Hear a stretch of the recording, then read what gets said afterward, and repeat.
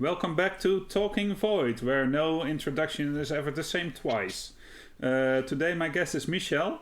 We're going into, what are we going into? Stuff, probably. D&D stuff. Yeah. Our campaign stuff.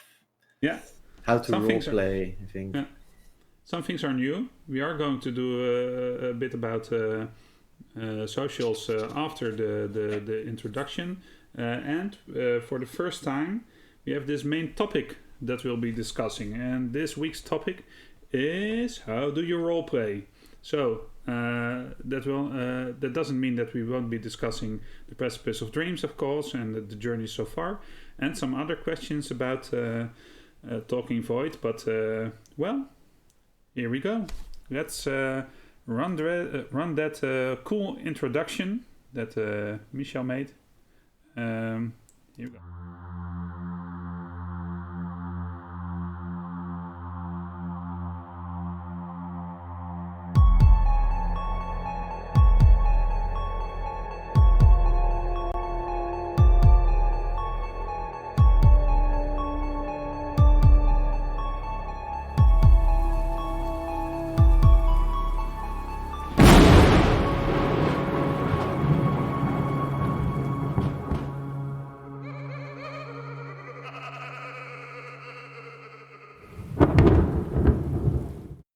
And we're back. So, Michel, second time on this show. How are you feeling? I'm feeling great, Jasper. I feel like we've just met like this, maybe yesterday. Yeah. There was a big game window next to us, but a bit different. True. I recognize your face still, even though your picture was a bit smaller right then. Yeah. And I was on top and you were bottom. So yeah. So and I'm to the left and you're to the right, or the other way around. What am I? Yes, I'm to the left. But you on top, me on the bottom. That will never happen, of course. Anyway. Innuendo. That's a thing that will come back later in this episode. So I made a big thing that when people notice this at the end of our show, they think, that's what he was talking about. So we'll see. Yeah. So let's discuss some socials, Michel, before we go into all these topics that we have this evening. Yeah. Hi, chat.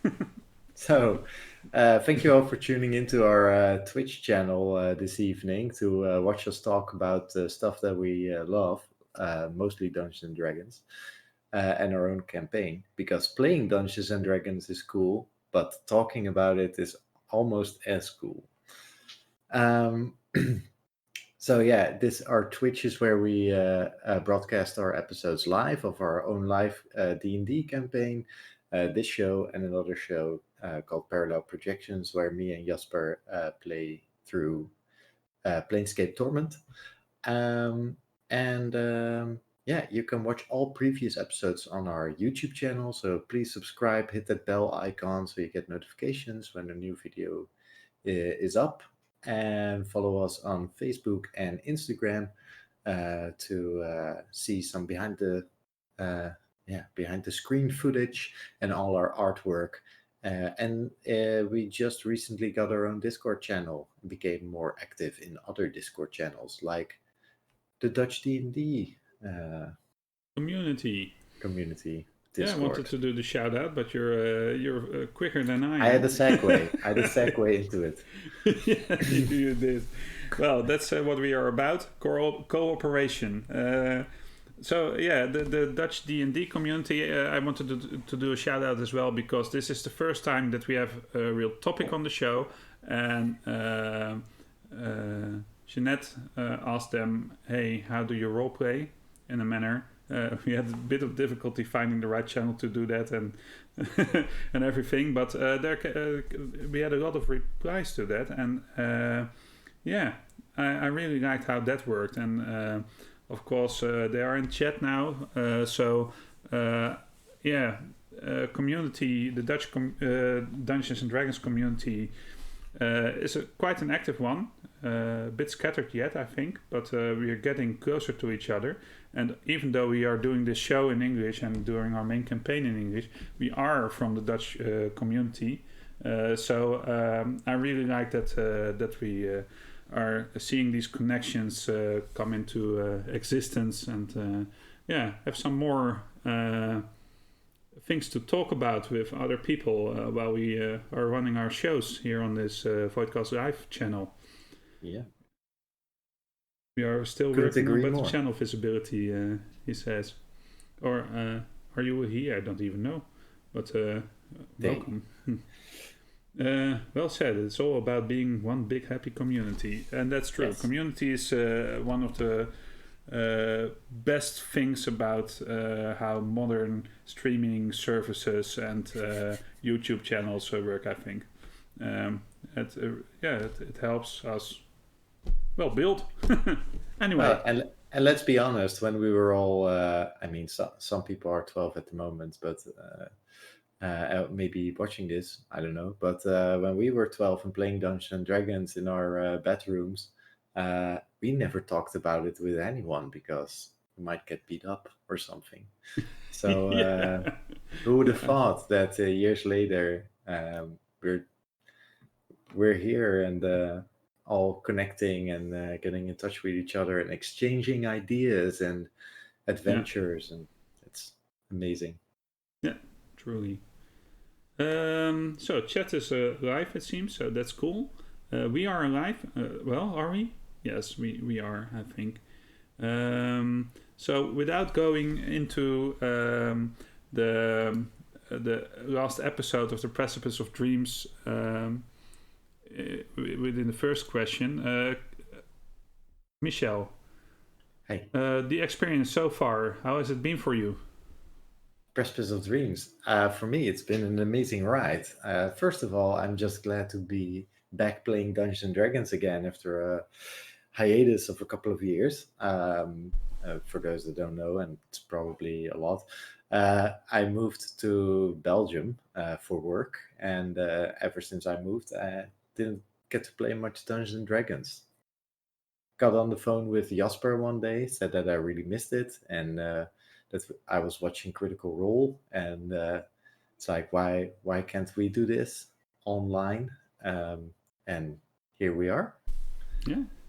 Not only that, we have an audience as well. And that's that's great. Yeah. And I really like it, and I think that everyone involved with the Precipice of Dreams so far, everyone is just putting so much energy and ideas and elements into the story of the campaign and everything around it. And I keep being surprised every episode because I have no idea what's happening or going to happen or who's going to do what. And there's so much about each other's characters that we don't know, which also is super interesting. I don't think we even got into each other, we haven't gotten into each other's backstories at all. From some of the characters, I still don't know what class they're playing. That's really cool. And we'll just see how that evolves. We'll see, indeed. Yeah, I have the same experience. Of course, I am discussing this about every 2 weeks, so I can't say anything too new to add to my experience so far. But what I think that I can mention is that the speed at which the story is developing is one that's taken me by surprise and makes up for some really great role playing, I think. At least when when I'm watching our own show, I can't stop laughing, which I think is a good sign. My mother always says, "You're hearing the joke for the first time as well," and that's true. And it's laughing, and it's suspense, and it's everything you want from a Dungeons and Dragons. Oh man, am I too uplifting for my about my own thing, which I share with? No, you're just proud and happy enthusiastic. And enthusiastic. Yes. Okay, luckily. We're not saying we're the best Dungeons and Dragons players ever because we are definitely not, which is on camera. Can be seen on camera. Yeah. But we like to play it, and we have been playing it for so long. So yeah, that's the other. Yeah, thing. I've been playing it for 25 years, with a bit of a hiatus in the middle. Me for almost 29 now. Yeah, no, 28. Yeah, but you started with first edition, right? Well, the basic box in Dutch. So anyway, that's about the experience so far. Let's not dwell too long because we have a lot of things to go through this evening. So let's discuss last episode. Sharks? No, not sharks. Sharks? No. Sharks? I suddenly forgot the title. That's strange. Sharks. Yeah, sharks. The episode title is Sharks. Yeah, it's Sharks. So I was saying the right thing, but suddenly the warehouse was the previous one. Yeah. So Sharks. Yeah.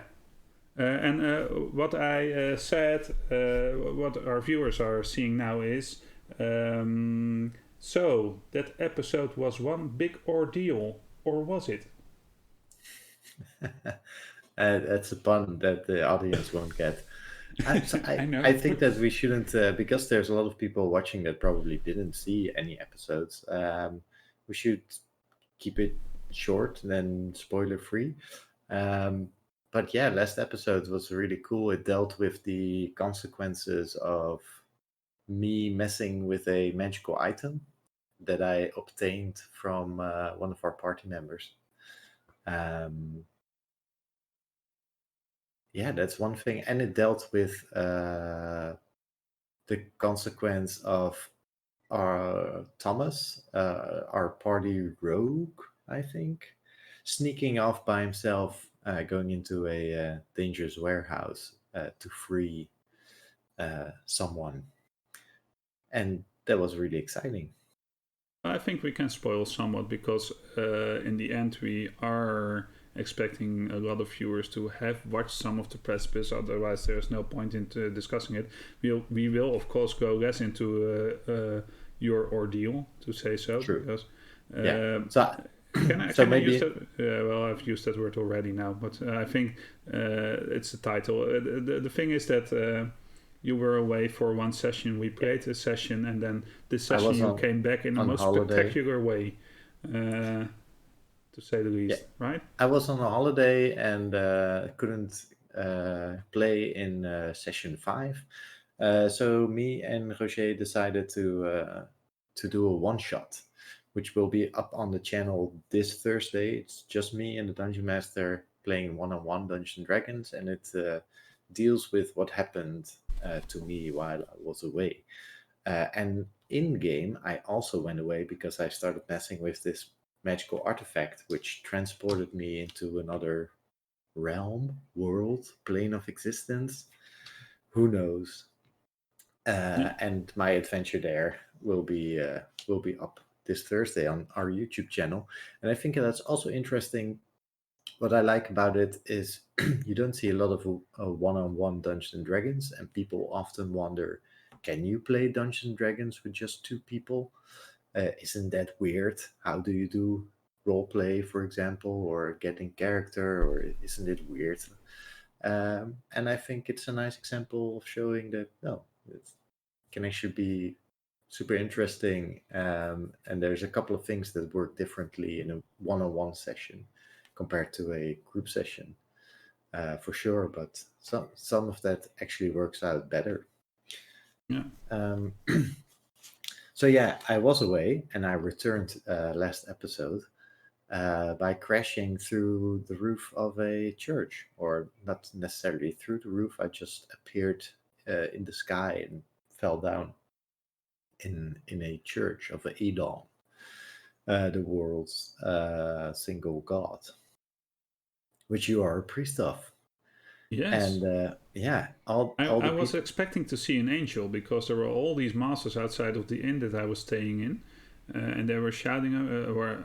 I don't think I was expecting an angel right then, but there was a messenger there was a message from Adon or something. I don't know the exact wording, but Bowen got really excited because he wanted to see what was happening. Because if Adon gets involved in the world and tells and interacts with everyone near, in Brester in such a way. Bowen wants to be a part of that because Bowen. And boy, were you devout. disappointed when you found out it was not an angel, but just little old me, little old. Yeah, the thing is, old oddly disappointed doesn't really returning. cover it. I was I think confused is the better word to describe what Bowen was, because Bowen is, and I mentioned this at the end of the episode, Bowen is still convinced that there was a sign, just not what most people saw in what, the obvious thing wasn't the thing that was the sign, but the interaction was the sign. And Bowen thinks you have been used to give that sign to the people, but not necessarily as being an angel. Just a messenger. Well, which could be a definition of an angel, Jasper. So be careful. Yeah, but you're no angel. It's as simple as that. I don't know. Bowen I don't know. Thinks that. Jasper might think a different thing, but then there's the thing we are going to talk about soonish. That's how do you roleplay. But before that, let's discuss this episode further, because otherwise we'll lose track. Yeah, so there was that thing. So how did you feel? It was really difficult. I didn't know. I had an idea of how I would come back, of course, because we literally ended my one-on-one episode with me transporting back, and I didn't even know where I was transporting to or whatever, so I had no idea what to expect. And then to come in the game and Roger, our dungeon master, telling us that they all saw an angel, and it's you fell out, you fell inside the church of Adon out of the sky with black wings, and they all think you're an angel and a sign. And I mean, the wings were gone. I was unconscious, so they nursed me back to health. And when I woke up, they were all these people talking about me as if I were an angel or sign, and I had no idea what had happened. And then it was interesting for me because both me as a player, but also my character, wanted to take advantage of this moment where all these people expected something from me, wanted something from me. Like I've really felt I had so much power, and I just didn't know how to use it. So I kept through the episode. I just kept wrecking my brain. Like, okay, how do I do this? What can I do? Is this a once in a lifetime? Like, now is your chance. This is your stage. Do something with it. Or will there be other opportunities? Would I even take the opportunity if it comes to that? To use that sort of influence. Those are all things that I had to figure out in the moment, and I still haven't fully figured out yet. So yeah, roleplay wise, I was confused, but it really helped that I as a player was also confused and backpedaling between a couple of ideas. Yeah. So Donker Rups asks, were the black wings? That's a very good question. I have no idea. I mean, I am called Oddleif Ravensvanger, or Oddleif Ravenwing, and my family crest is a Ravenwing, and I have a shoulder pad that is a Ravenwing. Also, my spear is shaped in Ravenwing, so it is definitely a theme. Black wings are definitely a theme that run through the character. But yeah, I mean, does she have wings? We haven't seen any wings. No. So we discussed this after we ended the show last week, and that's that we were all we ended the show by you saying yes, let's end the show right now and give me 2 weeks to think, although all of us wanted to play, but well, there was so much happening, and we had this discussion afterwards where we said to each other that there were so many things happening that we almost didn't know what to react to first. Yes. Because, well, that was happening at the same time. Thomas rescued this butterfly lady thingy in a jar. Like a Tinkerbell type fey creature that Yeah. we'd never seen one, and it just so you find this amazing magical creature which was imprisoned by some gang and kept in a flask for some sort of fairy dust that she apparently has, and we didn't even do anything with that because well, we cured her, but yeah. So then there was that. Then there was the need for Thomas to flee the city or something. We haven't really touched on that subject. We all kind of our characters kind of sense what's happening, but and then we need to flee as a whole because of the fact that our inn is surrounded by people who are in awe of Lady Aldreeve. And there's the question about the shard that has to be discussed because you took the shard. And there are all these things happening at the same time. And, well, Bowen is confused. Aldreeve is confused. Jasper is confused. Michel is confused. We are all confused. That's what's happening. And, I think even our DM is confused because Roger sometimes comments on how we make decisions that don't really line up with his expectations. Yeah, well, he told us I have so much to prepare for next session, but because I have no idea what you're going to do. So taking into consideration all options. At least I know what I want to do. Exactly. I know what I want to do. Yeah. Well, I know what I want to do as well. I want Solving to pretend he's me and fly out of the window. I probably want to cook. That's breakfast. Yeah, well, that's the greatest option that was thought, of course. Solving flying out of the window, pretending to be you. The solution is prepare nothing and see where it all goes. No, don't do that. But well, there is a truth to that. But the thing is, there's a slight difference between D&D at the table and D&D on the Twitch, and that's you have to have something prepared. I'm guessing. Well, I might though. We don't know. Dungeon Master. We haven't been doing this long enough to know Jasper. Yeah. Well, yeah. Okay. Also, somebody commented on my UCS Slave 1. Thanks. That's what that was about. I couldn't understand the thing. Yeah, that's the whole thing. Yeah. I should have known. Yeah. I thought it was a Star Wars reference, but I didn't see the thing behind you because I'm paying attention to all these screens that are but two screens, but the programs and everything. Yeah. Just as a small side, I like to put some things behind me that I really like, and I try to put different things there every other episode or every episode. Yeah, that's why I have this map of the Great Shabua from the Night Below 2nd edition module that I made myself hanging behind me, and I'm redrawing it. So, but it takes a lot of time, and I don't have time. But it's getting there, and I like it behind me. Yeah. So, yeah, a lot of things happening. Is there anything else you want to no, not really. About that episode? No, I think that not, this is one where you can go into... Because we can't really get into spoilers, not necessarily for the viewers, but also for the players, because I could talk about what's exactly going through Aldleaf's mind right now and what the truth is behind what people are thinking or not and that sort of stuff, but I don't want to do that. People need to watch it to uncover it as we go along.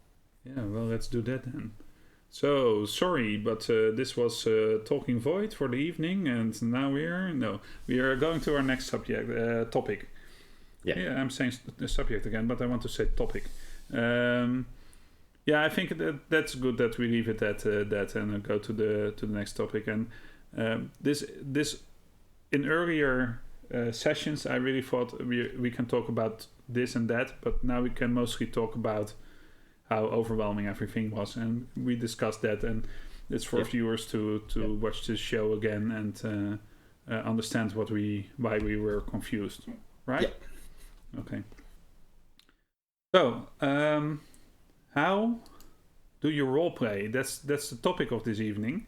Now, as I said before, we asked this question when we joined the Dutch Dungeons and Dragons. No, now I'm confusing. The Dutch D&D community. The Dutch D&D community. And on Facebook we asked it.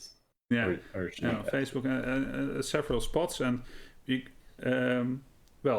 I've told this before. We have this talk show about another show that's been running for 6 episodes now, and we really like doing this, but our community is quite small and it's growing. But suddenly we have all these answers that we can use for our show, and that's great fun. I had a long work day, so I saw my chat explode and see all these answers coming up, and I thought, oh, how am I going to incorporate this in this evening's talking void? And I tried to do it in a way. I couldn't, of course, put the whole text of everyone who contributed in there, but I used part of the name of each one who submitted something, or at least the ones that I got, and combined them in 5 slides of answers of how do you role play. So this. I'll put the first ones up because that's fun. How do you roleplay? So the first 2 answers we got were Sylvana says, I take parts of my own character and make them bigger. And by character is her own character, of course. Then it's not me, but it's still me. I thought it was a funny answer because I understand what she's saying, I think. You know, it is you, but it's not you, but it is you, but it's not you. And I think it's a great way to start building your character. And then Neville says, about the same. I express parts of myself that are normally not prominently displayed. So let's start here. And let's start by telling you that when I asked this question the first time, I was more thinking about how do you roleplay? Do you use a lot, I do this or I do that, or do you speak in character immediately or anything like that? That was my first thought. But once I saw these answers, I thought, yeah, this is an interesting part of character development. It's between having built possibly a background and before starting to play for the first time, there's this space where you suddenly have to decide, what will my character do when I am confronted with these things my dungeon master is throwing at me? And some of the answers were saying that over time the things you start off with might change or develop more strongly to become a true part of your character. But I thought this was an interesting take on answering that question. How do you roleplay? Michel, do you have any thoughts about this? Well, yes. There's a couple of characters that I played where I took parts of myself and then made them bigger. So I fully understand that. One example is a gnome bard called Dry Goldstring, and I'm a musician myself, so I know my way around the stage a bit. So I just took all this pompous, elaborate theatrics and stuff and put them in that character. Doesn't mean that I'm super pompous or whatever, but I am an extrovert, so the part comes easy to me. But yeah, I put it in there. And then for the other one is, so let's segue into the extrovert part, because about same express parts of myself that are normally not prominently displayed. So I have my, I don't really believe all the, I'm an pure extrovert or pure introvert. I mean, it can happen, of course, but I usually think there's a sort of either a sliding scale or where people fall somewhere in between, or in different contexts or situations, you can be either one or the other. So there are introvert parts of me that I don't necessarily, people don't regularly see, because I see most people in social environments, and that's where my extrovert person is more accessible. So oddly, for example, as a character where I try to put some of those more introvert aspects into. So I understand both those answers very, very well. And I really Yeah. like those answers, especially because it made me think about them and go like, yeah, I've done that. Yeah, so I'm considered to, well, most people think I'm an extrovert, but I'm more an introvert myself. Uh, at least I think most people think that I'm an extrovert, because in public I can be quite present. But that's what I like. You're just jovial. Yeah, I'm just jovial. Yeah, and I want to. Well, I want to make myself known. That's true, but I always felt that I needed to do that, and recent years I understand that I can enjoy a party as much when I'm just walking in and sitting on the couch and watching everybody go by. And that's the funny thing with Bowen, I think, is that he's kind of an introvert. Although he sometimes seems to be an extrovert, because he's talking a lot, which can be a sign of being an extrovert. But I, of course, agree that it's a sliding scale. You are not one or the other, but you have tendencies towards one, maybe, at least in certain parts of your life. I really like what the Dungeons and Dragons community is saying here as well. That so I'll read it out loud because it won't show up in the YouTube video. But I think role-playing games are a huge help in dealing with personal issues. That's why the LGBTQ community is so prevalent in these types of games. If your parents are not accepting of your sexuality, for example, it could be a huge help to play a character with that sexuality in the game. Yes, and it goes even further than that. It also, I would add to that people with certain I call it disabilities, or maybe psychological issues can do the same thing, where they there's a whole thing now where there was a Kickstarter of people making a role-playing game for people on the autism spectrum, to help them experience certain things that they would never dare in real life but can safely try in the confines of this game, where they all of a sudden do all these things that they normally wouldn't do. But then I think in general, an experience is an experience, whether you had it in real life or in a game, which is also real life. You still were exposed to that experience, so you can really use it to test things out, explore yourself a bit. So yeah. Do you remember the name of that Kickstarter? I recently, I think I referred to it. So here's another shout out to people in the Dutch Dungeons and Dragons community, because I responded to a video from the Dungeons and Drag Queens Holland on YouTube. They were talking with Vechel Fantasy, and I put a comment in there saying the same thing. And I think I put the name of the Kickstarter there. But if you look it up on Google, you will find it immediately as well. Yeah, they are. Yeah. So yeah, that's to kick it off, I think. Oh, so, and my other character that I played for a long time was an extrovert.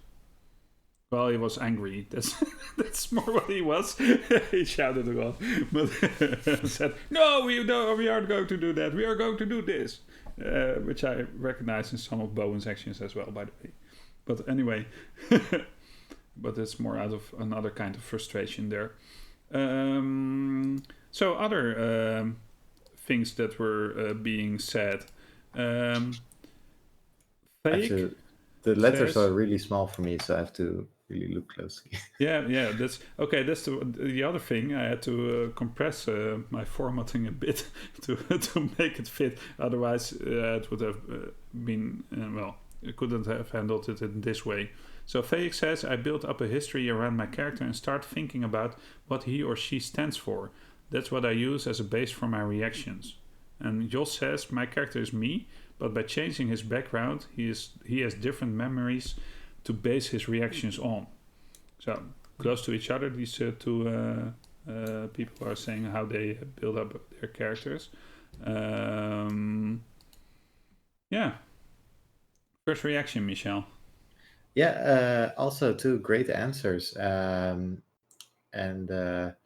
So I think Oddleaf is the first character where I really did that for. Sometimes I have some fake ideas, but for Oddleaf, I really made a list of things of this is what she stands for, this is how she is, this is her main flaw, this is that she would respond like this in this situation. And I think that had something to do with us doing this on internet. So I wanted to be a bit prepared, and I didn't know how to prepare, so I started writing lists and thinking about how her character would respond to certain things. And while we were actually playing, some of those already fell along the wayside, and new ones. I thought up new ones that were introduced in the early sessions before we really went live. So it's an evolving thing. But yeah, I really like that as well. Yeah, Yeah, the and common theme that's also running through these answers is that it's about your own personality, and that's what Dutch 20 Live. I'm going to call you in this chat. I'm going to call you with that name Dutch because 20 otherwise I'm getting really confused. Says about the LGBTQ community. It's that those aspects that are underlit from your own personality can really come to life in these RPG settings. And I think that when you build this history and then put a little me into that history, and then you start playing it and you discover things that you didn't know were part of your character, which I think is the most satisfying feeling you can have about your character, that you discover things that he would do or she would do that you might not, or that express some things of yourself that you didn't even know were part of you. That's how strong RPGs can work for you, and that's we've discussed this in earlier episodes. It can help you through harsh times. But you don't need to have harsh times in your life to play RPGs. It can also be used in uplifting times, and then you discover that you had something in your past that you suppressed or didn't know was part of you. And now I'm starting to rattle, I think. But it has so many ways in which it will add value to your life, role-playing games, and especially when the expression is accepted by your surroundings. I remember this one time when I was going with our class. I think we were 16 years old or something. We went to The Hague, to the Tweede Kamer. And en route, we were playing Dungeons and Dragons in our seats, three of us. And my whole class by now knew that we were doing these things and didn't even bother anymore. They just thought, oh, that's part of them. And that's cool. And that's how you can even immerse yourself in public spaces. Well, I don't know where I'm going, but it has so many ways in which it can help you, even by feeling safe in environments where you would normally maybe not feel safe. But it's the immersion that you can get so immersed that you can play it on a bus, and that's why it really helps. I feel that because you can really immerse yourself into this character, which sometimes makes it easier to do stuff out in character, and helps you explore parts of yourself or not necessarily of yourself, but just ideas that you have. So toss to the last comment, like the character is me, but by changing the background, he has different memories, so he will be a different person.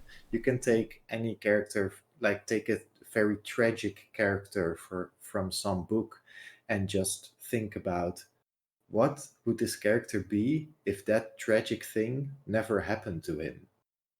What would he be like then? And you can think about yourself like that, or any character, and use that as the basis for Yeah. approaching that. So let's go to the next slide. Yes. Shore says, I have an idea about my character's ideals, dislikes and goals. Those determine how I react. Roberto and Bjorn had some about the same reply, said, each combines aspects of people they know with things out of movies or books that they like.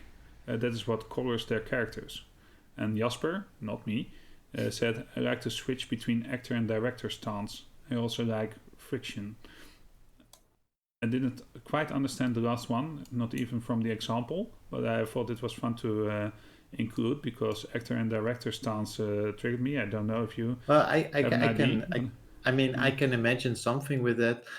So the character that I played the longest, which was Strive McCannon, which was a fighter in second edition D&D. At one point, I really started to think about how his character arc would develop, and I would do suggestions to the DM from like, wouldn't it be cool if this or that happened, or if something like that. I didn't want to know any specifics, but just to notify him, like I would want to push him into this corner. I want to explore this. What would happen? He was relying on his sword a lot, for example, and a question could be like, what would happen if his sword was taken away from him, or whatever, And I think that happened. My sword broke at one point, but I think that was actually one of Roger's ideas. But I know that at one point, yeah, there's different things. So maybe that's a bit what he means. Like you take more of a director, like this is the story, and how does my character go in there? Or as an actor, where you really go like, no, I respond like this. In his comment, he said, because I think Jasper is a man, but is that he said it doesn't help for immersion. So the director, yeah. So if you're in a sort of director stance, no, then you would talk more like instead of just giving an awesome speech, writing it down and giving that speech, or do it heartfelt or whatever in the spur of the moment, you could go like, Strive McCannon walks up to the stage and he delivers this massive heartfelt speech, which and mentions these and these things. So you just tell what he does without actually doing it. So that's what I originally meant with this question. How will you? Because there are all these things that if I play a bard, I have to sing at the table, which is, I think, nonsense. But if you like to do that, that's another thing. And sometimes when you're not great at speeches, but you know that your character is, and your DM might ask, well, what's the do the speech. But you are saying, no, I don't want to do the speech. I can't do that, but my character can. Those are things to take into consideration with your players and how they roleplay. That's a speech. There's some speeches that I wrote for Strive. But sorry to interrupt you. No, well, it's but it's two ways to approach it. Yeah. Well, I think there are more, but there are I had some trouble time ago when I was DMing that I thought, and he is in my chat, so in our chat, sorry. That I thought, is he having fun at my table because he is so silent? But then I watched this Matthew Colville's video about player types. And of course, at a certain level, you always know that there are different kind of players at your table who enjoy the game in many ways. But this player is quite often quite silent, but afterwards he always comes with ideas of what is happening, makes connections. Sometimes in the most strange ways, he really knows what's happening, and that's his joy that he gets out of the game. So that's not even really how do you role play. Of course he does role play, and he does it very well, but it's not that often when his voice can be heard at the table. But that's that's why every player enjoys a different way of playing their character, and that's great about role-playing games. You can be, for example, an introvert but play an extrovert and just tell the table that he is an extrovert and does extrovert things. He's dancing on the table. He takes off his shirt. They start dancing, or they kiss someone or whatever. Without I really like that. Yeah, but so you can be anything you want, and at the same time, it's always close to home. So one of the other points that I saw here. So that's indeed more of the director stance. I like that idea of the actor and the director being those two types of role playing, for example, and both are fine. All and can be types of players playing are fine. And you can, I mean, don't stick with one. You can use them for different situations if needed, or just play as you want. I also like the thing where it's like, take things from movies and there are people that you know. So the character that I just mentioned, Strife McKinnon, he really was a character that he was a Klansman. He wore a kilt and a leather armor and a giant two-handed sword. And I wrote some stuff down of the inspirations that went into the character of Strife McKinnon, which was Braveheart, which was Cloud Strife from Final Fantasy VII, He-Man and Conan, Connor and Duncan MacLeod from Highlander. Ben MacLeod. Yeah, Benedict from the Ember book series, Captain America, and Thor. And these were all all those things were jammed in there. And I mentioned to Jasper, for Strife, sometimes if something happened, I would just think to myself, what would Captain America do in this situation? And then I knew what Strife would do in that situation. Yeah. So that really helped then as obviously that character became this is a mishmash of all sorts of characters. So the character really became its own thing while we were playing over the years, became its own character with its own motivations and things. And the most important one I left out, which was Beowulf from the 13th Warrior, the movie with Antonio Banderas as well. Yeah. It's like you follow, it's basically the story of Beowulf, but you follow it from the eyes of this Arab who's traveling with the Vikings. But the guy who plays Beowulf, like he looks so amazing, and it's still for me one of the coolest plate mails ever used in a movie, and it's the one that he wears at one point near the end with his white hair, and then it's a great movie. I suggest everyone watch it. So he was a good also a aspect of Strife McKinnon. So there's all those different things that came together. Yeah. So let me ask you a question, Jasper, because I have never heard you talk about it. Do you use elements from popular fiction and to inform your characters? I didn't for Bowen, not consciously, at least. In the previous episode, I said something about really not finding a certain type, and I filled in that gap. And for Amfortas, if there ever was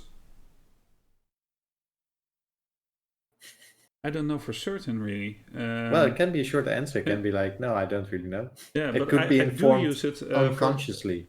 I do use it as a dungeon master though, a lot, in obvious and less obvious ways. But there I do use what interests me at a certain moment in time.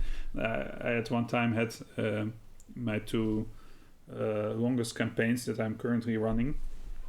I have about the same enemies, but with a very different kind of background. But they were inspired by something I saw on TV, but I can't remember now. I'm watching so many TV shows, so but that's how these things come into your life at a certain point, and then you introduce them into your campaign. And they become I know there were these kind of tentacle dark things in one campaign and in the other campaign as well, and I know I'm kind of known for tentacle dark thingies, but at the same time these were more inspired by these large entities, Lovecraftian things that take over worlds. So in my one campaign, it's very obvious because there was this large entity that was taking over a world. But in the other one, it was more the more personalized encounter that happened with such creatures attacking the party because of something that they had done a long time before that. So that's how I do incorporate things I see into my campaigns, from movies and series and books and everything. It really was a relief for me when I first heard the thing that you never make something new, but you can make it your own, or something like that. I don't know. Probably have to say it in Dutch, but I can't speak Dutch now because I will mess that up as well. But now I don't even know what I was talking about. How strange is that? What was I talking about? You were talking about how you take things from TV and movies. Into your campaigns. The not trying to be unique part of being a dungeon master, but telling a story in a great way. That's the thing that I learned, and that's why I watched all seasons of Arrow, The Flash, Supergirl, Black Lightning, and the Legends of Tomorrow. About 26, 27 seasons or something, and I only liked one season. But and that was Arrow season 5 or something. The rest, although they are quite good at points, but that was the one season that really caught my attention because of how they told the story.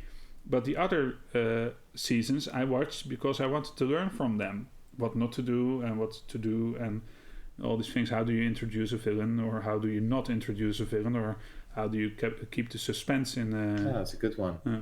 Yeah. So plenty of villains being introduced well or not well. So and I probably good to learn school. Yeah. That's why things like Daredevil are much better than the Flash or something. But this one season of Arrow, they had 24. They had 24 episodes, which were exciting from the start to the end, with a very mundane character at the base of it. This lawyer that really was a bit angry at Arrow, but it was very well written. And then the next season, I don't understand how that happens. It's better to steal something good than to make something bad. Ha ha ha. And I think that we have to lose the term steal there, because we are never copying straight. We are inspired by. I know, of course, what you're saying. Beter om iets goed te stelen dan iets slecht te verzinnen of zo. But there was some Dutch for our English listeners. It's how the world works. Yeah, same as music. You can be inspired, but I Yeah, think that every guitar riff or every drum part or any melody has been written or played somewhere at one point. So yeah, just write what you're comfortable with. Don't copy songs exactly, but if yeah, you're inspired by something and want to, yeah, take a famous example. For example, in Critical Role, where Keyleth starts out as basically being a sort of an avatar, Aang kind of idea, right? Uh, with the elements and chasing them down and becoming master of all the elements. But that character is definitely not Aang. Like there's elements that you can see, maybe, but Keyleth became her own character as well, quite fast. So yeah. That's a funny thing that you mentioned Keyleth, and I don't know if you all watch Critical Role, but I want to say something about this. Both her characters, Beauregard and Keyleth, played by Marisha Ray, I think are the best examples of characters uh, that you could easily dislike, but are played so well through their uh, because she has thought so well about their upbringing and what's made them how they are now, and both, especially Keyleth, got into a leadership role with low charisma, and that's how she played it. I found that amazing. I think she does that aspect of Dungeons and Dragons at that table in the best way possible. But she gets a lot of hate out of it because she got. I don't know if it's as strong now as it was, but yeah, during the yeah, it's Keyleth still as days, there strong. was a period where Uh, who people did not like Keyleth at because she all. made emotional decisions and decisions that weren't the best way to react to a certain situation. And I think that's just great how she does that. But Uh, I always like Liam's answer there, and then whatever she decides to do, whether it be Marisha or Keyleth playing that character, and this goes for anyone playing Dungeons and Dragons, you do what you want to do. Nobody can tell you what the right or wrong decision is or whatever. You can only Indeed, talk yeah, about like in your shoes, I would have done this or that. Okay, fine, but you yeah, weren't in my shoes. I had to make the decision, yeah, and in the moment, I felt like doing this shitty thing or this bizarre thing or this straight up dumb thing yeah. because I just didn't think about the consequences or whatever. It doesn't even matter. It's like No, you're playing Dungeons and Dragons wrong. It's like no, yeah, you you can't can't play play it it wrong. wrong. No, You can make rule mistakes, and then people can tell you like yeah, the rule actually works like this, but they say okay, and yeah, that's and it. then as a dungeon master, you can even say like okay, well, I like what you did there, even though it's not really so it works, but with a twist maybe, you know. But yeah, Okay, so let's go to our next. as long as you're having fun, you are winning at D&D. That's right. That's the only way to win at Yeah. D&D. So And of let's go course, power to level your way through a bunch of enemies and become gods. That's also that's the best way. Or that's no, also a that's way not. to. It's a way. So Gerdien says goals and no goes together with special move or quirk make up my character. It helps me to write mission reports from the perspective of my character. And Ono says I go for dark, mysterious characters because those kinds of characters always have my interest. Then I enhance and diminish certain aspects of myself, and there I go. Yeah. So again, the taking aspects of yourself and channeling them into something you want to be or find interesting or want to explore. Yeah, But I really like the one where they said that they write reports for their characters, and that's what I did with Strife as well. I wrote like I found my old character sheet, so most of these are Strife, and I also got a pile over here, and those are all drawings and notes and all sorts of things. I can actually show you a drawing of Strife that I did at one point. So this was him later on. He wasn't a clansman anymore, but the king, giant sword. Um, anyway, I used to write a lot of reports on certain areas that we were at or about at one point there was this whole thing that we uncovered where there was a balance that need to be kept by guardians, and every guardian had a sort of bodyguard that protected this guardian or was sort of the physical representation of this guardian. And I just wrote a whole almost elementary school report on this from the perspective of my character. And I Can you did this show a the lot. drawing that you did on me? Oh yeah, I also have on photos here. I actually have all the characters here. I found all the original drawings of our characters. So I did these characters, but if you look, if you do some Google searches, you can probably find the characters, the drawings that I based them on. Basically, I'm not an amazing artist at any stretch. Just before the episode, I said that the drawing Michel made shaped part of my later imagining of my character. So Lothar, the drow, was a favorite. played by Jin. Yeah. Also, this was an interesting drawing that I found also in terms of my character creation. So I always knew that the greatsword was going to be an important part of him.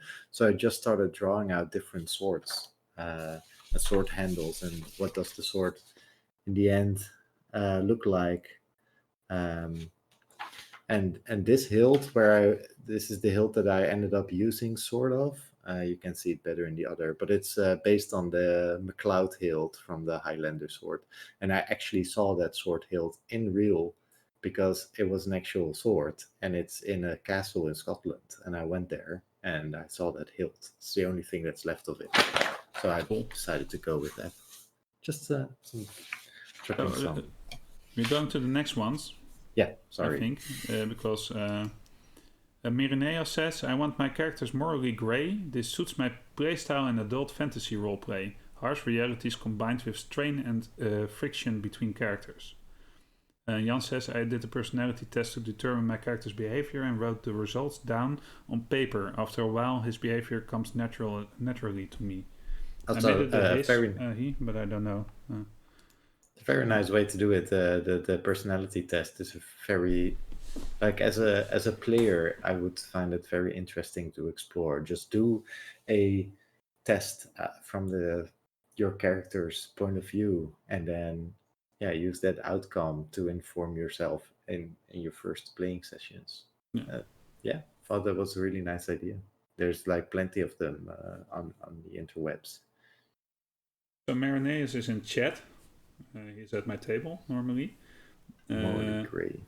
And he plays morally grey a lot, which I think is great in my campaigns because they are often morally grey. And so that fits. And there is some friction at points, but there's also good friendships. And but that's what makes our campaigns, and that's how he likes it. I like that he does that. Yeah. So I tend to play. These two were quite different from the previous ones because one of the personality tests, which I think is quite cool, and the other is talking about friction and everything to make up the characters. So and a general tendency to play a certain character, which I can also see. I usually tend to play good characters. We already talked about this on the previous episode, I think, me and Jasper. I always play good characters. I tried Mass Effect. I always play the Paragon side because every time I try to play an evil campaign in any game, the first option that I have where I can be rude to somebody or be nice to somebody and help them out. And I have to be rude because I want to play the evil side of this story. And then it's like, no, and I still pick the good one. But I have tried to explore this, which was the character of Garden Rain, which I haven't played in a couple of sessions, really long sessions with Jasper as a DM. And Garden Rain was basically the most sadistic, evil bastard that I could think of. He was basically any campaign's big, evil, bad guy. And I just wanted to play him as a character. Like, how would you play the big, evil, bad guy if he was in a party? with Yeah. possibly good characters. And how do you do that? And I had to Yeah. think about how would I approach it. So he had so his class helped out because in third edition you had something called the True Necromancer, which was one of the most absurd prestige classes that you could choose, because you get to keep both your priest spells and your arcane spells. So you had just an amazing array of spells, all Yeah. at basically the ultimate power level. So that's one thing that helped, is that I was so powerful that my party members had to keep me around, whether they like to or not. Um, and yeah, so there's a couple of these things that I wrote down that I had to think about, like how do you play that character then? No. Yeah, I can understand, and I know Garden Rain, of course. So, Yeah, but one that thing that I campaign had wrote a lot down of evil was characters in hmm? it. That campaign had a lot of evil characters At in one it. point, yes, but I Yeah, think at first it was me and Roger that really had the evil characters, and I think that Roger's Detlef. character. That's one. That one. Oh yeah, that left it also. And he's Yeah, playing yeah, that yeah. character again as well. Oh, cool. Yeah, Yeah. I would love to play Garden Rain again, but yeah, that's it. Yeah. So chat is saying a couple of things. Mireneus says, I really like how motivation and common goals can keep a group together even when everything else screams, why? Yeah. Yeah, that's true. Groups can almost get ripped up and then come back together. Yeah. Well, Dutch 20 Live, here we go again. The common meme in my groups is shouting groepscohesie, which is group cohesion, when common goals and motivations seem to misalign. They keep themselves in check.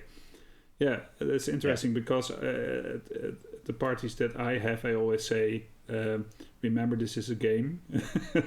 And it's a cooperative game. Let's make an adventure. That doesn't mean you can have fights between the characters and disagreements, but you have to keep in mind that you want to be at the table with each other as friends as well, which can be difficult at times, especially when you summon a horde of hideous monsters that run over hills and eat everything around them and then multiply, and you didn't realize, maybe you didn't, and you did realize that would be the consequence by summoning those creatures, right, Mireneos?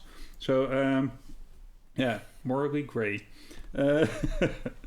Great examples everywhere around. So with this, But yeah, we can use. We still need a group cohesion type common meme in our group for the Precipice of Dreams, because at the moment it still seems doubtful that we will become a family or a party or an adventuring squad, if you will. Every time I try to get some cohesion, something happens that makes me think, why? Yeah. I think everyone gets along fine, but it's Bowen's your character's upbringing and personality and just stance in life that clashes a lot with other characters. Maybe, yeah. So yeah, but not necessarily. I think that Oddleaf and Bowen can get along pretty well, but sometimes. Hold on to that thought. Hold on to that thought.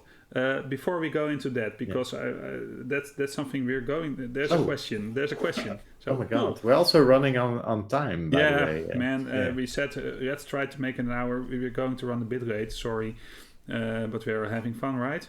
Or do you want to quit now? No. No. No. Okay. So I still have all these things that I wanted to read to the audience. No, well, we aren't going to do that. I think we are going to leave this topic as it is. I think we said a lot about it, and I feel again that we can say more about it in maybe some future programming on this channel. You can probably talk a lot about it. Yeah. So this, you want to close down the how do you roleplay part now. of the so I just want to say, because I thought that this was maybe going to be a question or whatever, I'm role playing a woman right now, and I am not. You are not? Oh man.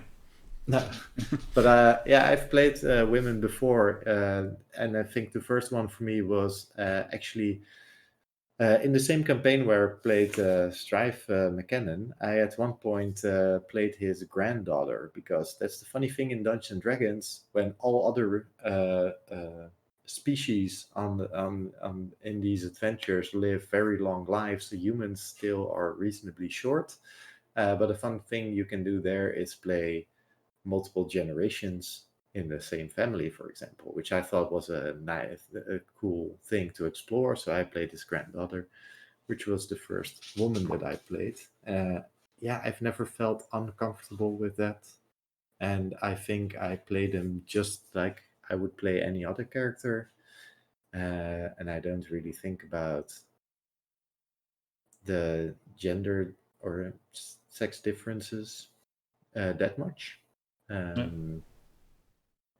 Just yeah. Yeah. I have an image in my head of what I would like the character to be and how she is and how she would react, and I would do that for any other character. So regardless of gender, species, upbringing. Interesting that you're saying that. I remember, and I'm going off topic and staying on topic at the same time. I remember this Dr. Phil show that I saw once for no reason, I don't know. But there was this guy who played World of Warcraft who came on the show, and Dr. Phil was going to berate him on something, namely that his wife didn't like that he played female characters in the campaign. Now, this man wasn't well versed or couldn't explain himself that bad, so he got executed on stage because That's really he said executed, quite the wrong things about him playing a female character on the stage. I thought, oh, this is such a bad example. If you want to play a woman or a man, that's no problem. The game makes them look sexy. That might be a thing. But that's not why you play it, right? Maybe sometimes you start off making a character because you think, wow, cool to be a woman. I have female parts or something. But it will never last, because once you get invested, it will be your character no matter what the sex is or the orientation or anything, right? Yeah, that's basically what I... Yeah. And I thought that was a very shocking Dr. Phil episode, because I think that you have to be able to play what you want, even if it's the other sex. Or anything in between. Yeah. Even if you're not taking it seriously. Who can tell you what to do, right? Although, the table should take control if you are being a bastard about something or something. But that's up to the table, right? Okay. So that wraps up this section, and then we have 4 questions. Well, we're running late, so let's not answering them in a too long fashion. But the first one is... the first one is, what is the most unusual place you ever roleplayed? By Esner. You roleplayed in a bus. Yeah, that's true. I think Roger might be able to answer this, but I think didn't we do like a talk session in a jacuzzi or something? Squalid Villa, we did a lot of Dungeons and Dragons in a squalid laboratory. That was then. I mean, if you go for squads, we played Dungeons and Dragons in an old laboratory, chemistry lab.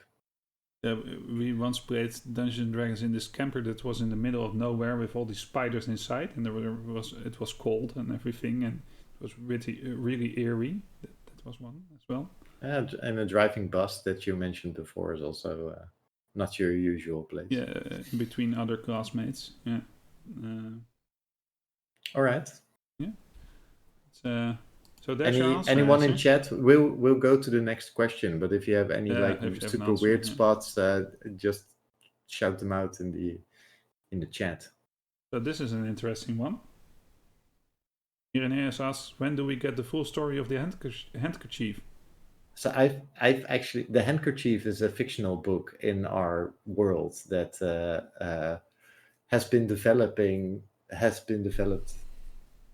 The story has been developing throughout our episodes, and it's something that Jasper started to mention first. So Oddleaf, my character, she's a playwright. She writes and she wrote books at one point. She's a bard character, but I didn't want to go for the standard music bard, so she's actually a writer. And she wrote books, these sort of penny dreadfuls, short horror stories, or H.P. Lovecraft short horror stories.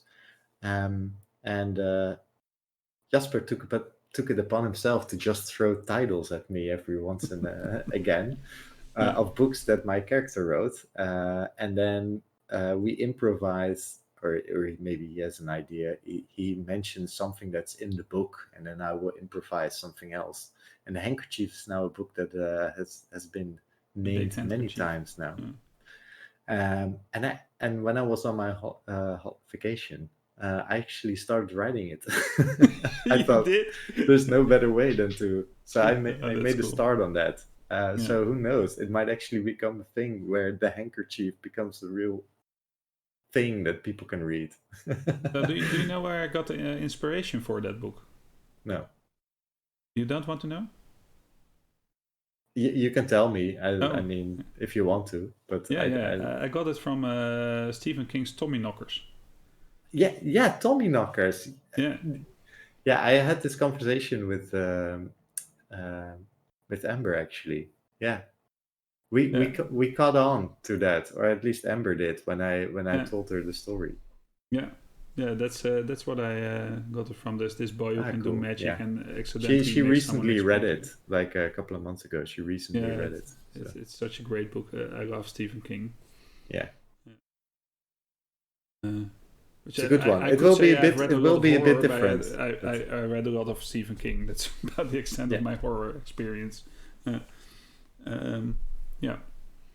So, but if you want some inspiration for that, I've read it as well. I will. But super long ago. No, I actually have an idea in my head now, but who knows where that will go. Cool. Question 3 is by Esner again. Do you ever take experience skill IDs from your role playing back to interactions in real life? Well, I think we answered that in this. It's intertwined, you know. Yeah, you can use it to explore parts of yourself, and maybe you're in a session, whether it's in character or as a player to another player while playing Dungeons and Dragons. Sometimes you get these small, not really fights, but some parts can carry over. You might say something that's really harsh, and you pick up that the other one's like, sorry, I didn't mean it like that, and that will help you next time you have a similar situation at the workplace or at school or whatever, and you think, I shouldn't react like this because this might happen. Definitely think that these things are intertwined, and you will take one into the other and the other way around. And that's a good thing because you learn, and learning is important. So the last question then, and this is what I was... Everyday epiphanies. Do you think because of the innuendo between Bowen and Oddleaf, so there's a bit of strange question, do you think Bowen and Oddleaf is the most steady connection in the party right now because of the innuendo between those characters? I don't know. But what innuendo? Because usually innuendo is mentioned as a sort of a sexual innuendo or whatever, but I don't really know what they mean with innuendo. Yeah, so innuendo I don't get either. So does he mean the dichotomy between the two? I mean, we seem to be opposites in where we stand on a specific... well, the funny thing is that there's the other assumption, or the other question, part of the question is that Bowen and Oddleaf is the most steady connection in the group right now. Well, I think that even though you might not like things that I have done or do or say, and I don't like some things that you do, we always stayed reasonably polite and always willing to talk to each other. Yeah, that's true. But do we have the strongest connection? I don't think so right now. I don't know. We might have had the most interactions together, which is why this image of a strong connection Yeah. is there. I don't know. Who do you feel Oddleif has the strongest connection with? Maybe that's an interesting side I question. feel that that there is a I feel that I have a connection to Bowen. That sometimes I feel like we can learn from each other Yeah. in a way. But I think and I haven't had many interactions with Thomas and Gunther, but I think that in some aspects, philosophy-wise, I've more in tune with Thomas and Gunther. Mm. But so we don't mesh philosophy in the philosophical sense, I feel, but on a personal level, I think we do communication-wise. Does that make sense? Yeah, I think so. I've been thinking about this question as well because I had it already, of course. You might have seen it anyway, but I think that right now, Bowen feels that Solwing is his best connection. Yeah, Because but they're I pretty think that relaxed Solwing, around each other. I think that Solwing is going to be our steady pillar because Yeah, he doesn't judge anyone or anything. He just yeah, accepts everything, and that's what I really like about that character. Even yeah, though it might not even be a thing that he consciously chose to be or do, Jin, who's yeah, playing Solwing, but he really is that, and he's not super hardcore into the interactions at the moment because it just hasn't come up yet. But he sort of but never really takes any sides. And that really helps. He's like this steadfast. I can imagine yeah. what you're saying. And of course, from the start of the adventure, Bowen has been a big fan of Oddleif because of her books. Yeah. But I think that evolved as well. Um, Well, there's this thing that goes around, Jasper, and that's never meet your heroes, and yeah, it's one of those topics that somebody might set out to explore when they write their characters. Like, what would happen if you have met your heroes and found out that they're complete assholes. douchebags, Yeah, and maybe that maybe that's part of what Bowen is experiencing. And I'm not saying Oddleif is douchebag at all, but you Bowen might have built up that character so much in his head, and how can anyone possibly be that person then? Do you understand? Nobody could yeah, I ever. understand. I understand, and I think Bowen doesn't know how he feels about that right now because Bowen can distinguish pretty well between um, things that are being said and things as they are. This might sound strange in the way I react to things, but he sees you as a good writer, and that will never change, no matter what our relationship is. Um, he will. He might say, for example, I dislike Oddleif at this moment, which is not true, by the way. But she's a great writer. You should hire her for your next job, for example. And Thanks. uh, Thanks for that vote of confidence. yeah. So I think he will never diminish the value of a person because of the things that they are doing well. Does dislike the way how people do not follow suit when it comes to those basic tenets of Adon and those basic ways of life that are for him the most valuable thing in his life. Mm-hmm. And that does I not think, compute. but Oddleif understands that. I think that is very important to you, Yeah, but it's not important to me. It is to some degree. that they Honesty. are, Well, they are natural values, of course. yes, do not lie, do not kill, those kind of things. They all make sense. But and I think it's specifically the the lying thing, for example. It's like that's very black and white. Either it's a lie or it's not a lie. But there's a whole form of interactions in between that it's very much gray. Well, that's why the handkerchief is shrinking and growing. Yep. Yeah. So I think we should leave it at this, right? Yes. How are you feeling, chat? Are we doing it? Are we doing well? Did you enjoy what we were talking about up till now?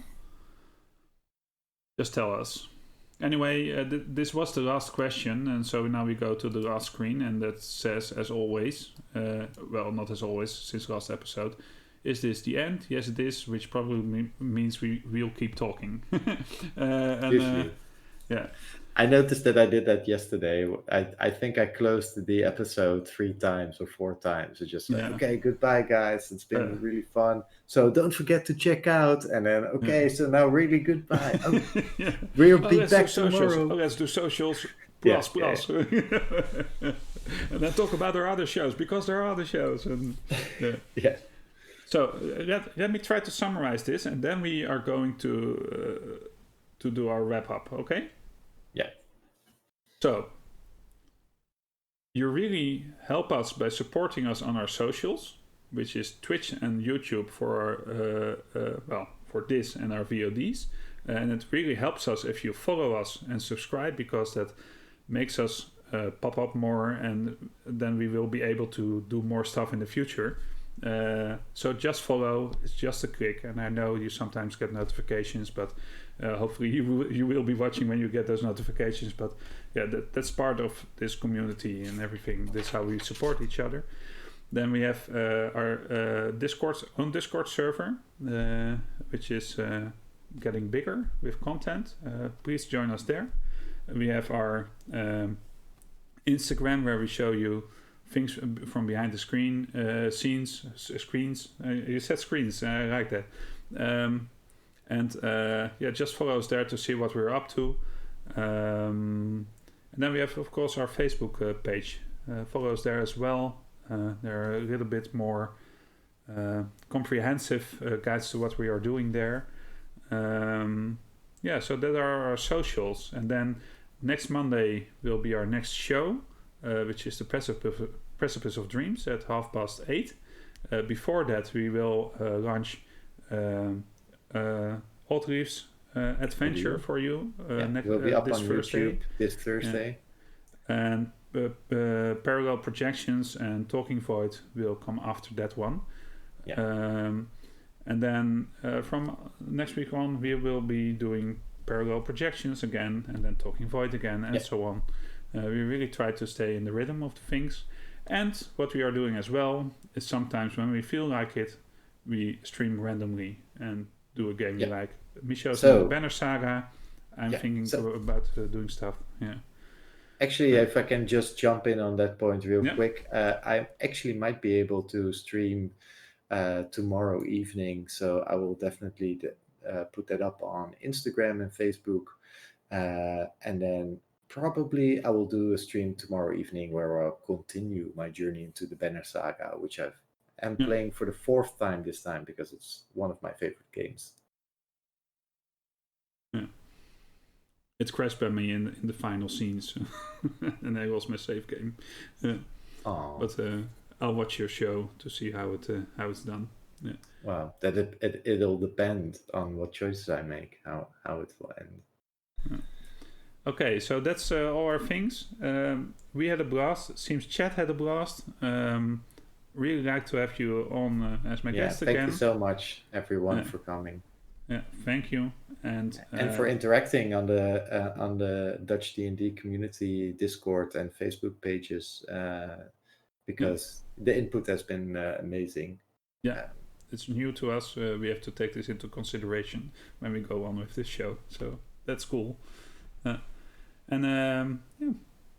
the episode for now. So we are going to say goodbye, and then we are running our main outro. So goodbye. Yeah. Bye bye. Bye bye. Caw-caw.